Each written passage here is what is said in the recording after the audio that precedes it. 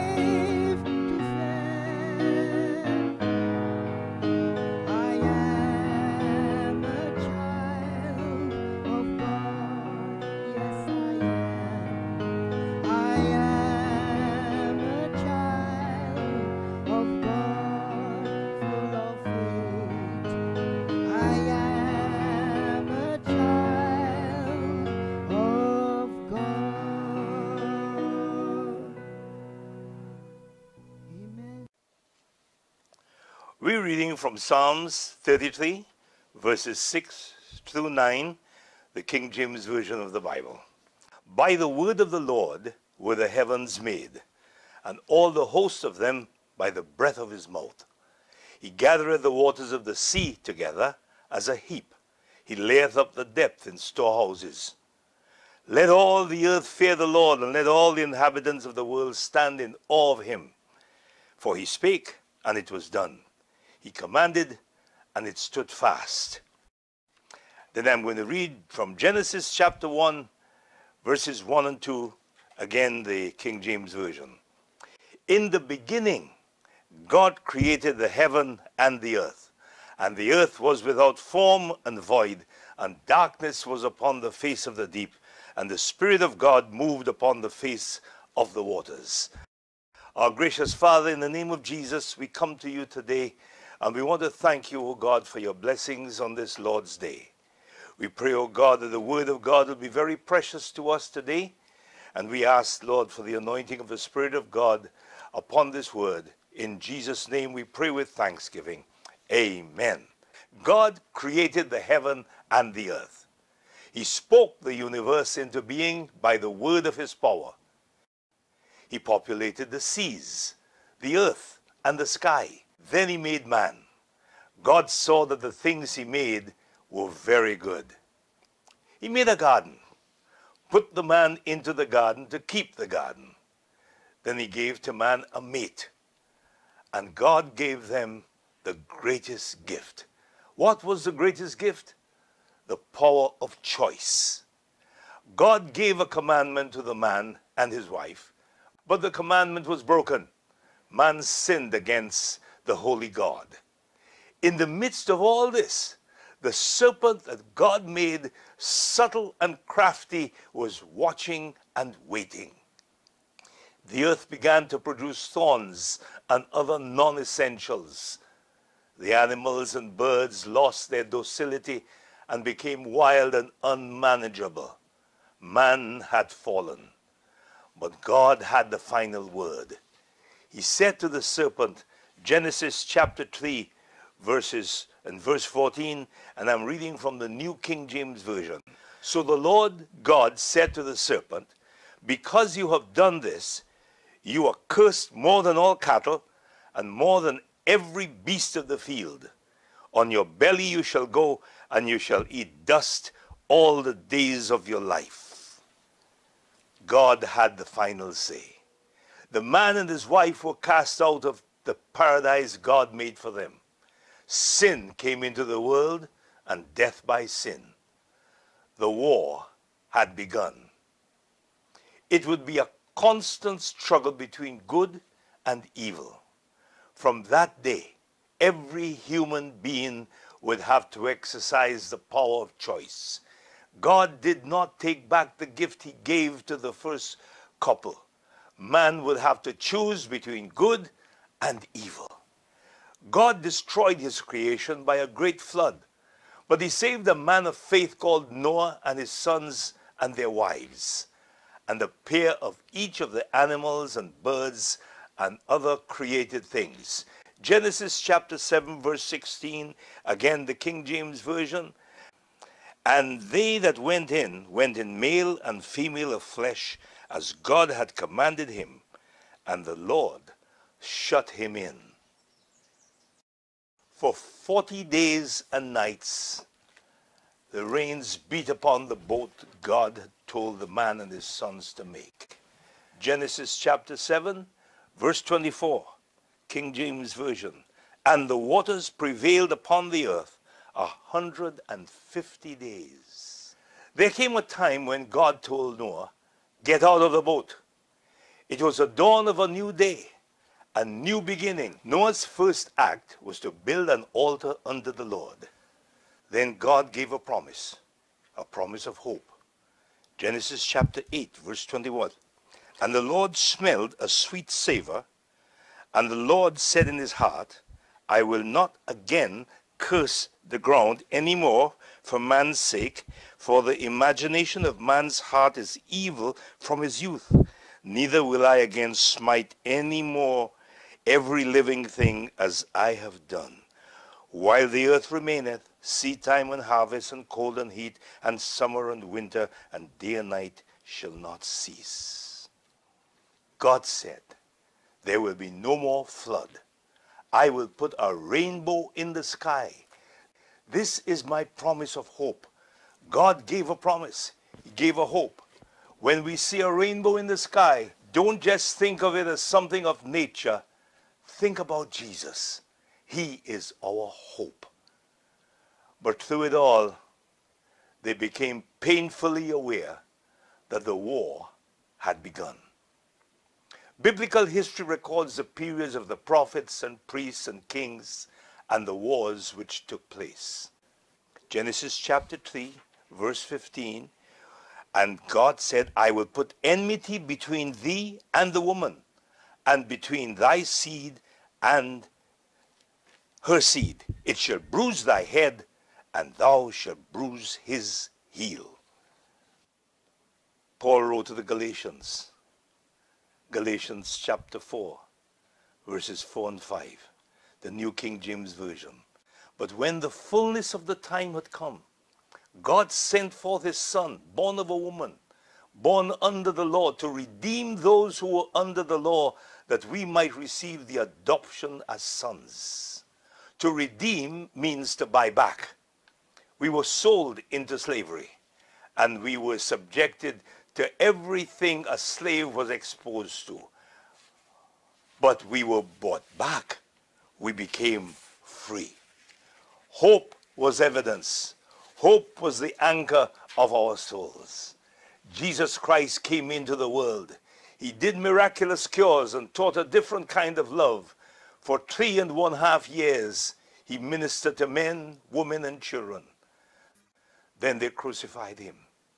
He was only 33.5 years old. Why did they crucify him? Why? Because he loved too much. But the earth which claimed his blood could not claim his body. He arose from the dead in triumph. Hope was alive, but the battles continued. Fast-tracking over hundreds of years, wars continued. Wars between nations, wars between peoples of the same lands. One man named Adolf Hitler, the dictator leader of Germany, destroyed over 6 million Jews in concentration camps. They called it the Holocaust. But I want you to read Matthew's Gospel, chapter 27, verses 24, 25. When Pilate saw that he could not prevail at all, but rather that the tumult was rising, he took water and washed his hands before the multitude, saying, I am innocent of the blood of this person. You see to it. Verse 25. And all the people answered and said, his blood be upon us and our children. A bad prophecy from Jews who were opposed to Jesus. And it was a prophecy that came to pass. But there were those who survived and escaped the Holocaust. They lived. They hid themselves. They believed in hope. One of those was a woman named Corrie ten Boom. She hid many of her people from the atrocities of the Germans. Japan bombed Pearl Harbor, December 7th, 1941. A U.S. naval base in the Pacific. 2,300 men and women died. America joined the war. Thousands more of men and women were killed from both camps. At that time, President Roosevelt died. Harry S. Truman became the president of the USA. He gave orders to release the atomic bomb upon Hiroshima and Nagasaki, 2 Japanese cities, on August 6th and 9th, 1945, respectively. Thousands upon thousands died.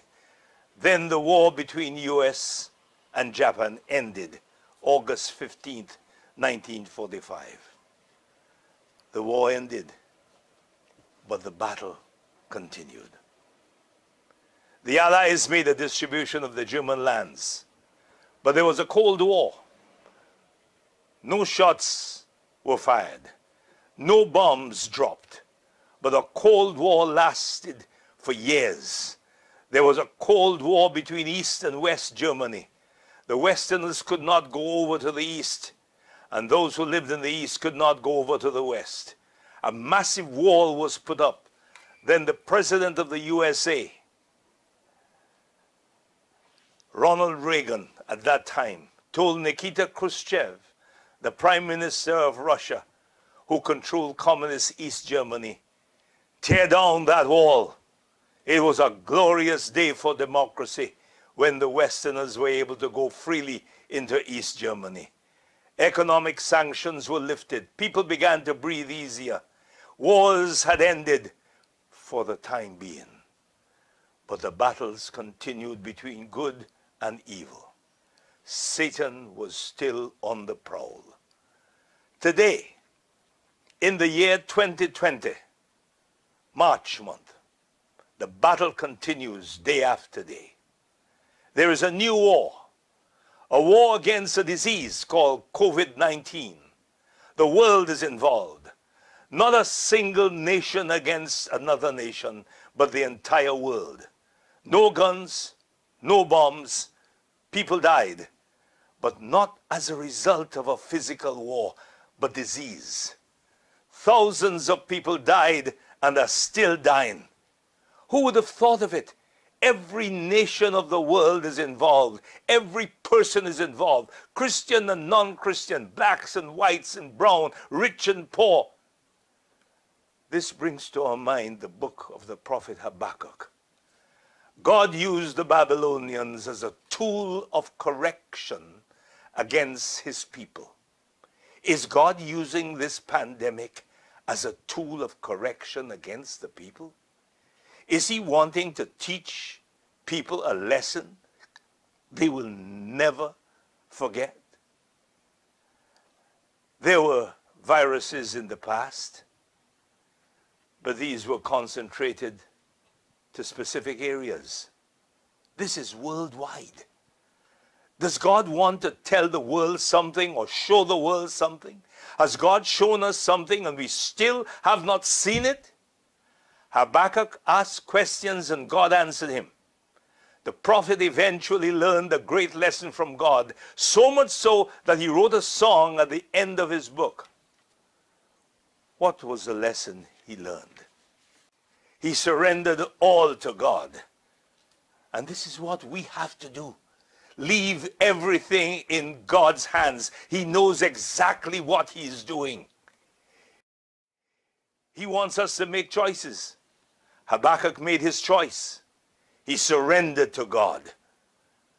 These are the closing verses of the song of Habakkuk. Habakkuk 3, verses 17 through 19. Let me read this for you. Though the fig tree may not blossom, nor fruit be in the vines, though the labor of the olive may fail, and the fields yield no food, though the flock may be cut off from the fold, and there is no herd in the stalls, yet I will rejoice in the Lord. I will joy in the God of my salvation. The Lord God is my strength. He will make my feet like deer's feet, and he will make me walk on my high hills. Habakkuk made a choice. He surrendered. Let us make a choice. Choose to follow the governmental instructions or do what you feel like doing. Everyone has to make a choice. We will see eventually. It is a struggle between good and evil, between Jesus Christ and Satan. Jesus represents life, eternal life. Satan represents death, eternal death. What choice will you make? The Bible tells us that he that hath the Son hath life. He that hath not the Son hath not life. What will your choice be? Surrender to the Lord. Father, in the name of Jesus, we pray, God, that as people have heard this message, that they will surrender their lives to the Lord Jesus Christ. God, we are in a situation, Lord, that calls for surrender. So we are asking, oh Lord, that people who have heard, people who have read the word, they will surrender their hearts and their lives to the Lord. Absolutely. We commit into your divine hands as we leave everything in your hands. In Jesus' name we pray with thanksgiving. Amen and amen. Blessed Savior, I surrender all. I surrender all. I surrender all to thee, my blessed Savior. I surrender all. I surrender all. I surrender all.